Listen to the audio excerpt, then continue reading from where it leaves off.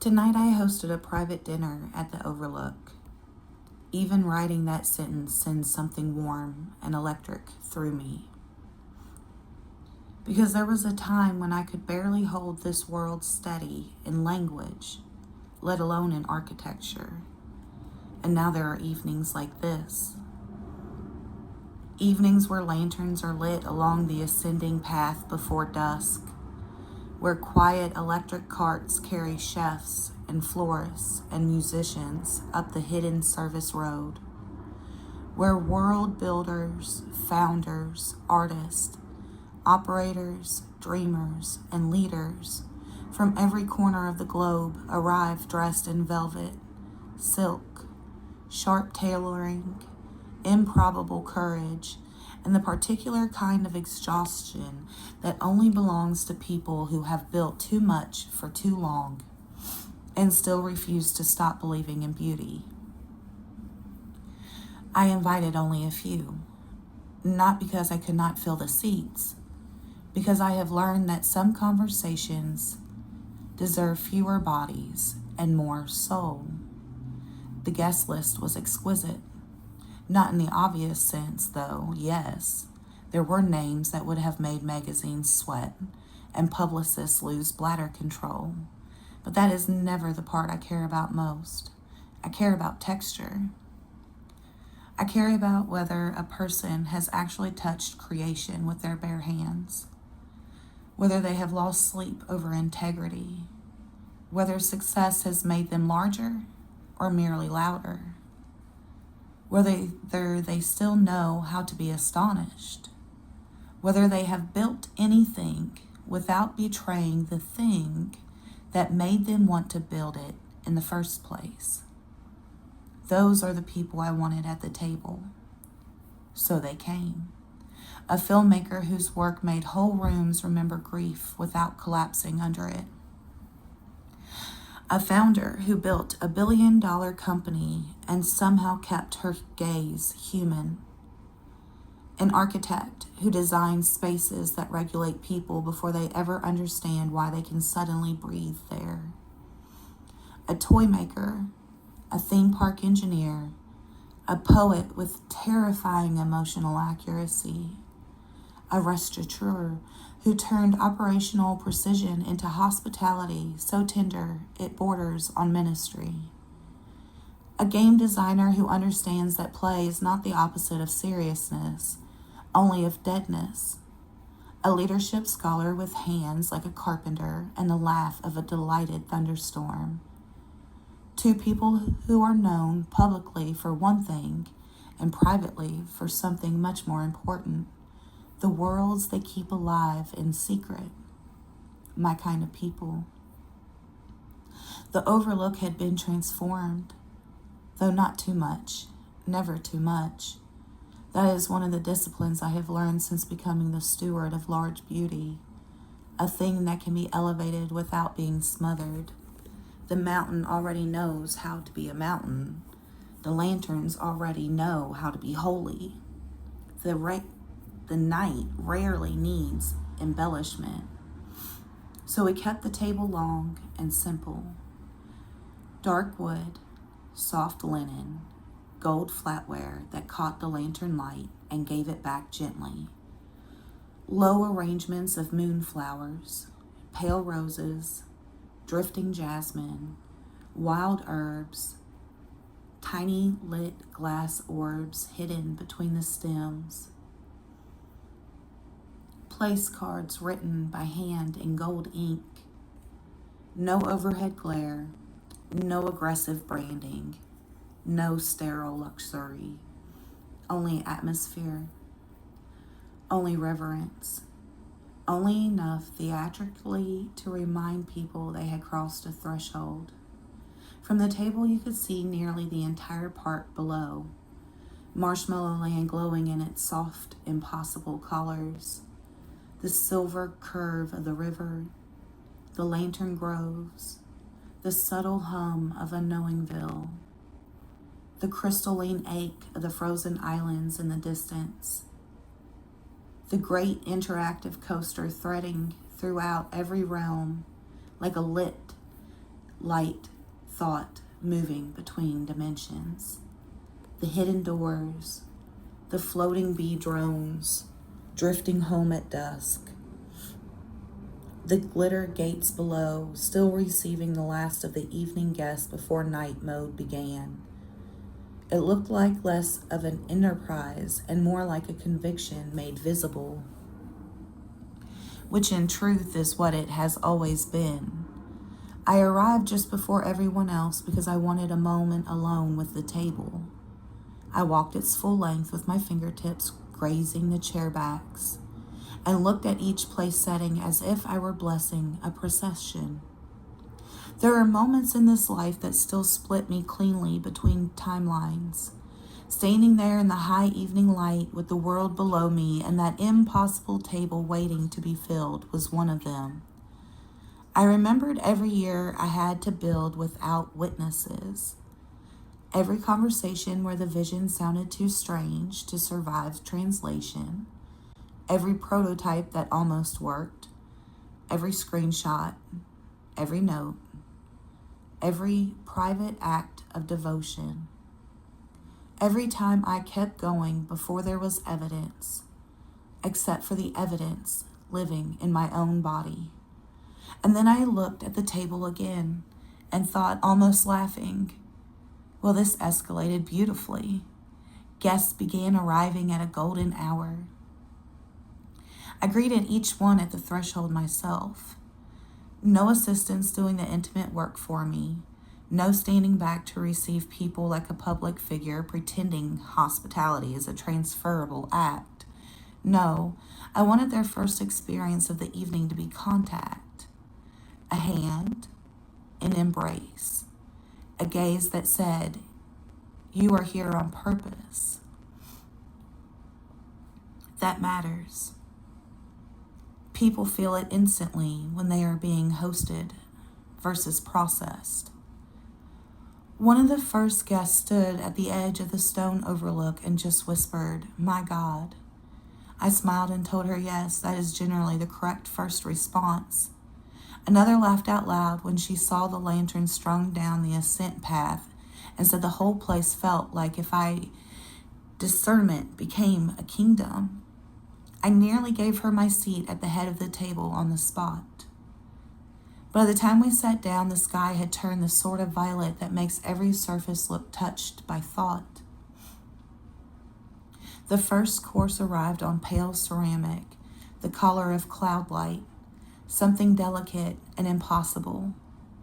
Pear, edible flowers, chilled herbs, a translucent glaze that somehow tasted like moonlit patience and very expensive restraint.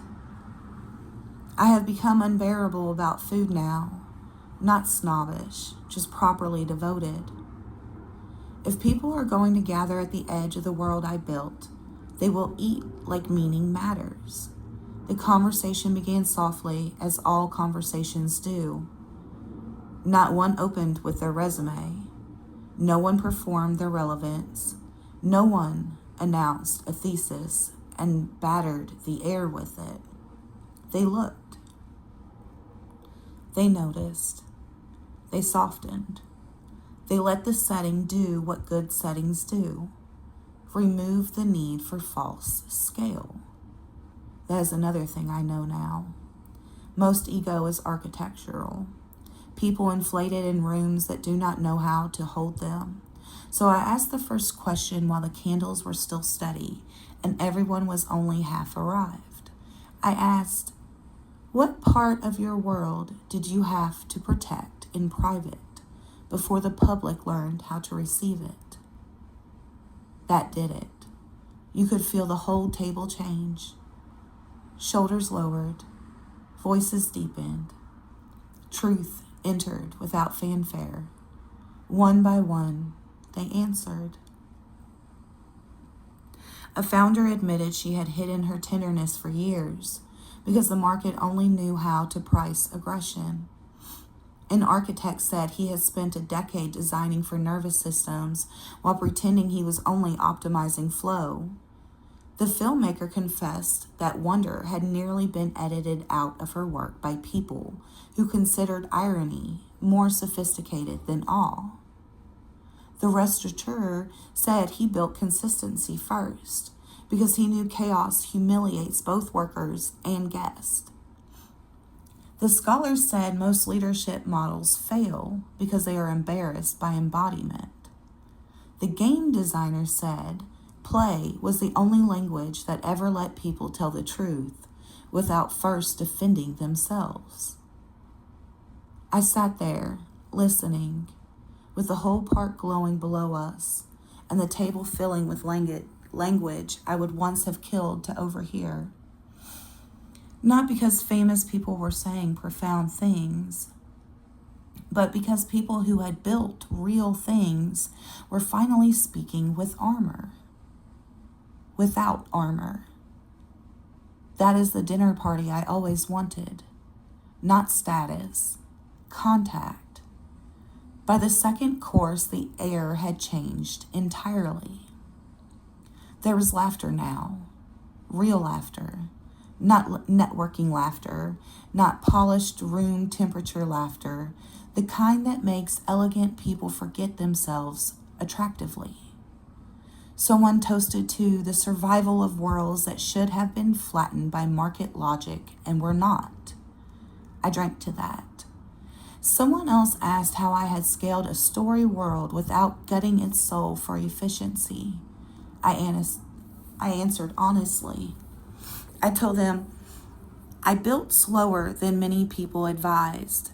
I turned down opportunities that would have made growth look more impressive and feel more dead. I kept protecting the internal temperature of the world. I refused extraction architecture. I listened to my body when something looked smart and felt ugly. I let mystery remain mystery in places where other people wanted copy. I insisted that wonder is not decorative, it is structural.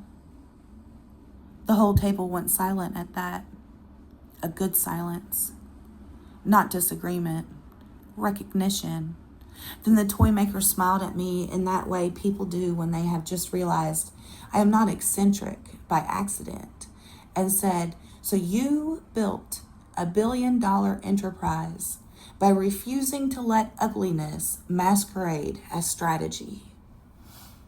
I raised my glass and said, finally, someone is taking proper meeting notes.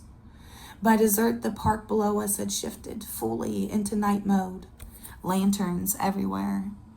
The coaster lights moving like constellations with intent. The river turned silver black.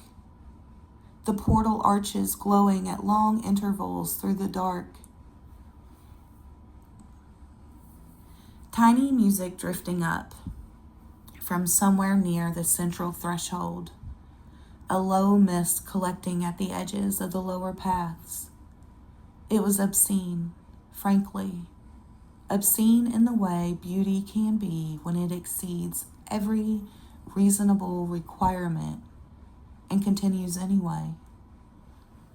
After the plates were cleared, I led them away from the table one by one to the western edge of the overlook, where the view widens and the sound drops out almost completely. No screech, no branded finale, just the night, just the world, just the invitation to stand high enough to see the whole terrain. Some cried. Of course they did. These are my people.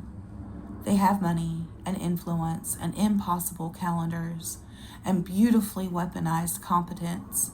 But underneath all that, they are still creatures who wanted to make something worthy of being loved without being simplified into content first.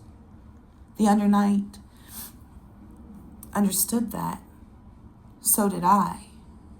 When they finally left, each by lantern light, each carrying some private ember from the evening, I stood alone beside the now empty table and looked at the chairs still slightly angled from the bodies that had warmed them.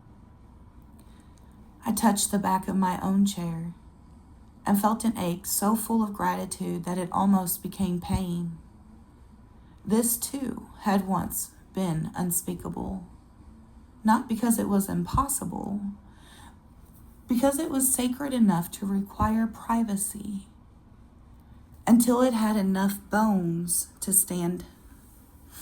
And now here I am, hosting world builders and leaders at the Overlook, feeding them beauty, asking better questions, protecting atmosphere like doctrine, gathering people who still know that the soul of a thing is part of its business model, whether accountants find that irritating or not. I came inside only after the final lantern on the path dimmed. I wanted the page to know this before sleep takes me. Tonight, I did not feel successful. I felt exact. As if some ancient, quiet part of me had always known I would one day stand at the edge of a glowing world, gathering the right people to a table set above it, and call that work. And perhaps that is the truest luxury now. Not scale, not wealth, not influence, exactness. The life fits. The world fits. The vision did not merely come true, it arrived in proper form. Well then, how extravagant of us. How correct.